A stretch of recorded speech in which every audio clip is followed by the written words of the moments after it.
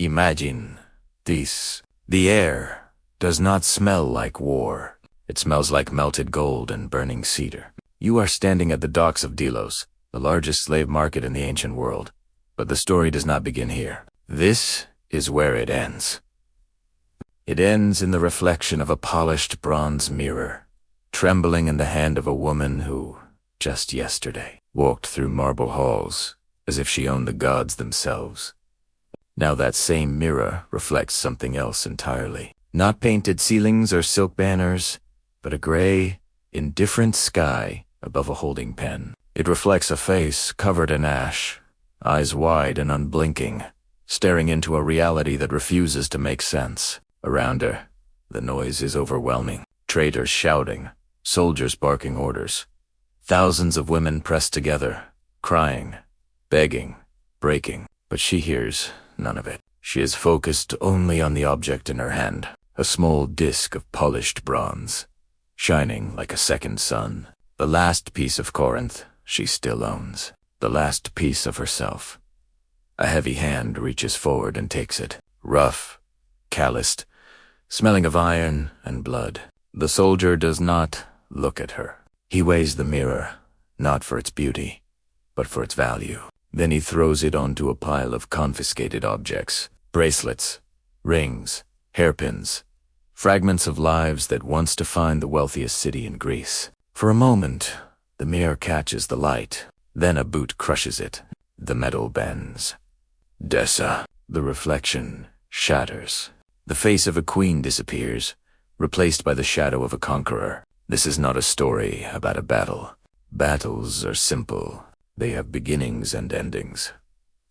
This is a story about what happens after the swords are put away, about the moment a civilization becomes inventory, about the women of Corinth who woke up as the envy of the Mediterranean and went to sleep as property. To understand the horror of the fall, you must first understand the height from which they fell. Before the smoke, there was only light. Corinth was not just a city, it was an experience. Positioned between two seas, it controlled trade routes that connected the entire Mediterranean. If Athens was the mind of Greece, Corinth was its wealth, its market, its heartbeat. Marble streets, purple silks, the scent of spices from the east, perfumes from Arabia, salt carried in the wind from the sea. But above all, there was the glow of bronze. Corinthian bronze, a metal so refined it seemed almost alive, treated with gold and silver so it would never tarnish. It was used for statues, for armor, and most importantly, for mirrors. Every woman of status carried one. It was more than an object. It was identity, reflection, power. The women of Corinth were not like women elsewhere in the ancient world. In Rome, a woman belonged to her father or a husband. She was expected to remain silent, to exist within boundaries defined by men. In Corinth, women were visible. They were the wives of powerful merchants, yes, but they were also managers, financiers. They controlled estates, while their husbands sailed across seas. They funded public works. And above the city, on the towering rock of the Acrohyanth, stood the temple of Aphrodite. 1,000 sacred women lived and worked there, servants of the goddess of love. History would later reduce them to something simpler, something easier to dismiss. But to the Corinthians, they were something else entirely. Intermediaries between the divine and the human. Bridges between wealth and favor. When they descended from the temple in saffron robes, the crowd parted. They wore jewelry that could buy entire Roman villas. Gold heavy on their necks, silver coiled around their arms, mirrors flashing sunlight through the streets like signals of power. They lived in a world of reflection. They saw themselves in polished bronze, in the admiration of others, in the illusion that beauty and wealth could protect them from anything. They believed that reflection was permanent, that what they had built could not be broken. But far beyond the horizon, something else was moving. Rome had just destroyed Carthage, burned it to the ground, erased it from existence. And now, slowly, inevitably, it turned east. The women of Corinth looked into their mirrors and saw queens. The Roman Senate looked at Corinth and saw something else entirely. A competitor. A resource. A problem to be eliminated. There is a myth we tell ourselves about ancient wars. That cities fall because they are weak, because they are corrupt, because they deserve it. But the truth is far more uncomfortable. Corinth did not collapse in fear. It mobilis, and the women were at the center of that effort. When war was declared, it was not chaos. It was calculation. The treasury was not enough. The army needed weapons. The mercenaries needed payment. And so the women began to give up what defined them. Imagine a room lit by candlelight, doors closed against the heat. The elite of Corinth standing around a wooden table. One by one, they remove their jewelry, gold from their necks, rings from their fingers, pins from their hair. The pile grows, shining in the flickering light. This was not charity. It was survival. They were buying their future, melting their identity into weapons. There is a terrible irony in this. The same wealth that made them targets was now being sacrificed to fight the force coming to take it.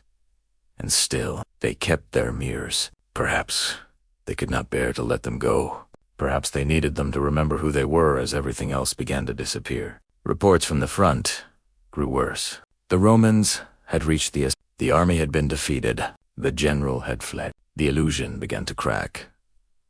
But, Ibn Tin, they believed something would save them, that the gods would intervene, that wealth, sacrifice, and faith would be enough. They did not yet understand the nature of the enemy they faced. Rome did not negotiate with beauty. It did not fear gods. It did not worship. It calculated. It processed. It consumed. The final collapse was not slow. It was sudden and absolute. The Roman legions, disciplined and relentless, crushed the Greek forces. The general who had promised victory fled back to his home, killed his own wife to spare her from what was coming, and then took his own life. He left the women of Corinth alone. For 3 days, the city waited. The gates stood open. No soldiers defended the walls. The silence became unbearable. Markets emptied. The sound of looms stopped. Women gathered in courtyards, no longer speaking of victory, but of hiding, of survival. They buried what little remained of their lives. Not gold, but memories. Objects that meant something. They braided their daughters' hair, slowly, carefully, trying to impose order on a world that was dissolving. They stood on rooftops and watched the horizon, where Roman fires burned like fallen stars.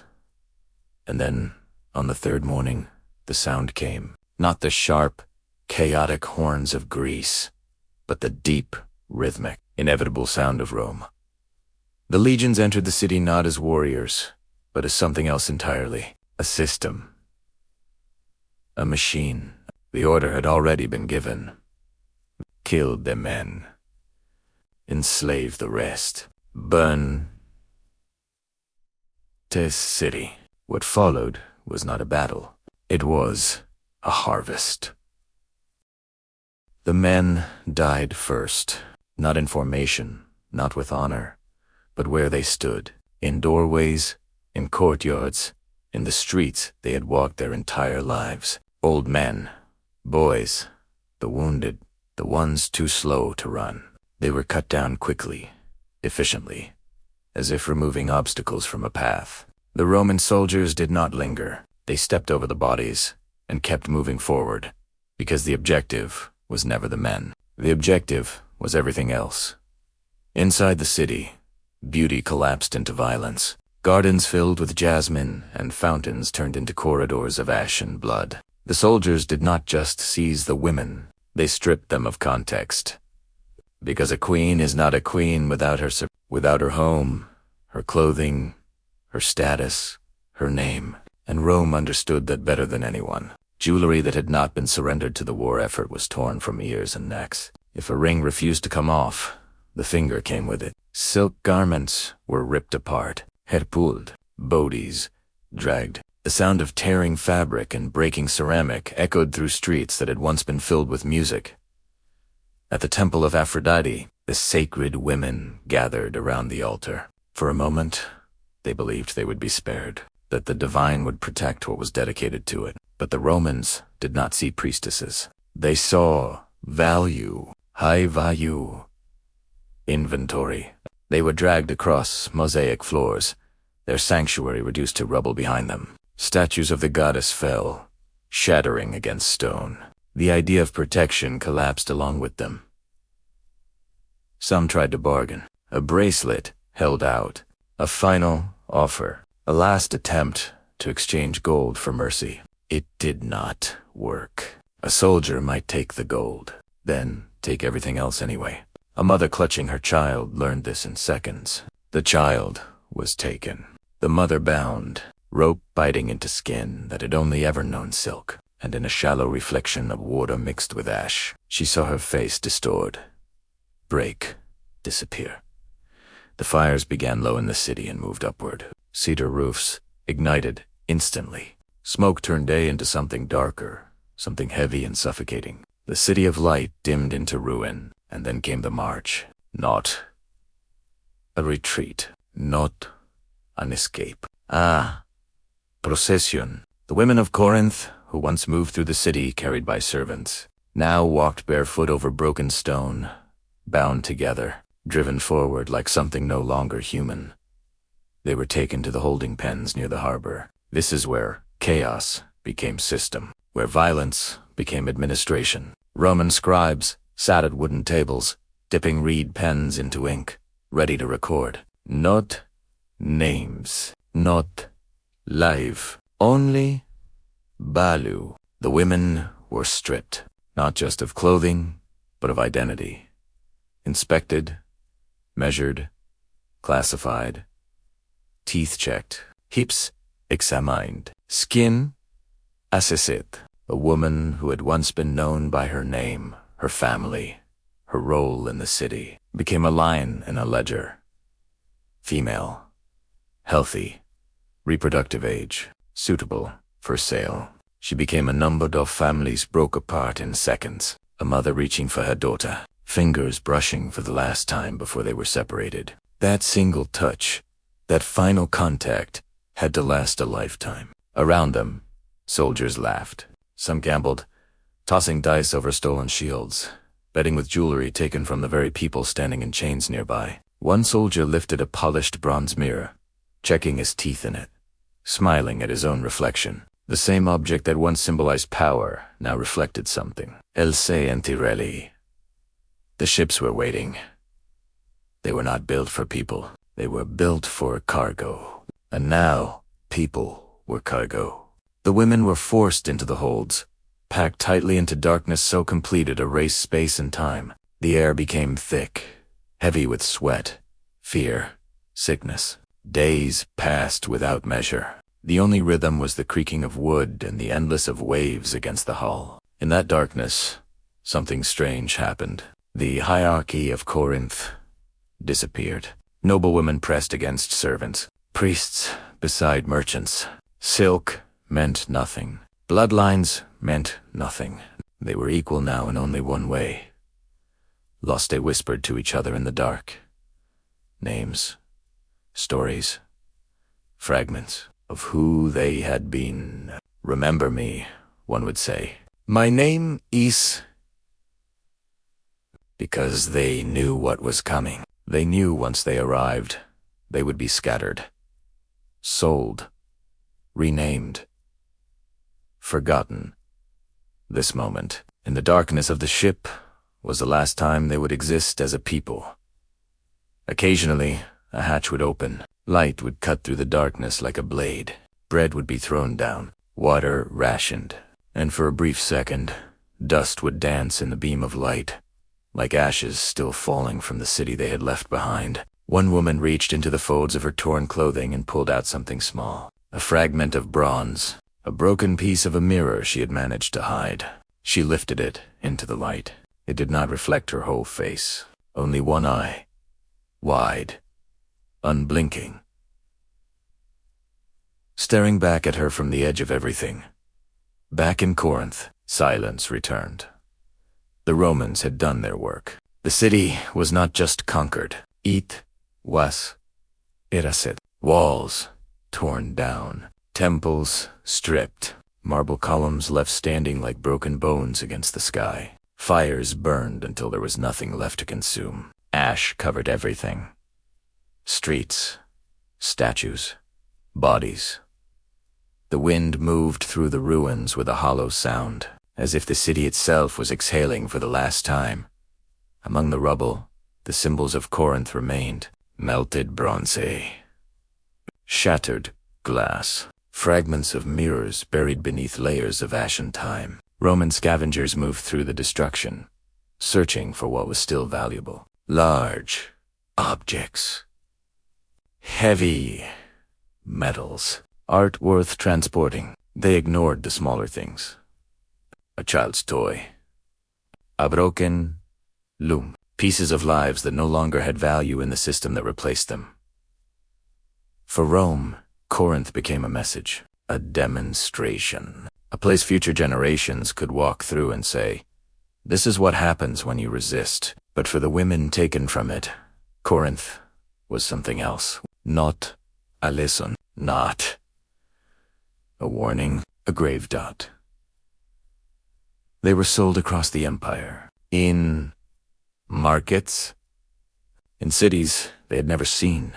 The noblewoman became a tutor in a Roman household, teaching Greek to children who would never understand what it cost her to speak. The priestess became entertainment for the same kind of men who burned her temple. The merchant's wife became a servant, scrubbing floors until her hands broke. They were given new names, forced to learn new languages, their past reduced to a label: Corinthian, Greek, property.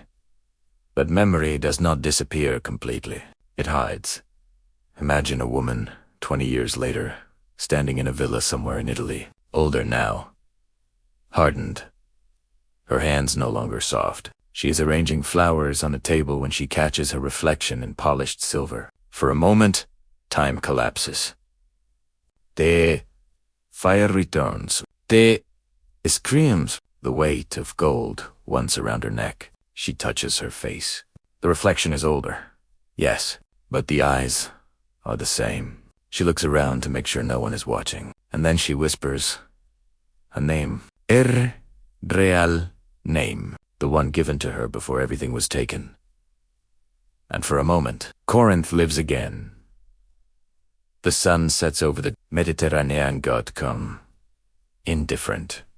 The modern world walks among the ruins now. Tourists take photos. They read plaques. Temple of Apollo. Roman Forum. They see stones, structures, history. But if they looked closer, beneath the dirt, they might find something small. A fragment of bronze, green with age, corroded, unremarkable to most. A piece of a mirror dot that has been waiting there for 2,000 years, waiting to reflect a face that will never look into it again. The destruction of Corinth was meant to be a warning. Obey or be erased. But the story of its women is something else entirely. It is a reminder that everything we build, everything we believe is permanent, every reflection we trust, can be broken and sold. Forgotten. And when it is, what remains is not glory, only silence. And the question that history never answers. When you look at the ruins of an empire, do you see the conquerors? Or do you see the faces that were erased?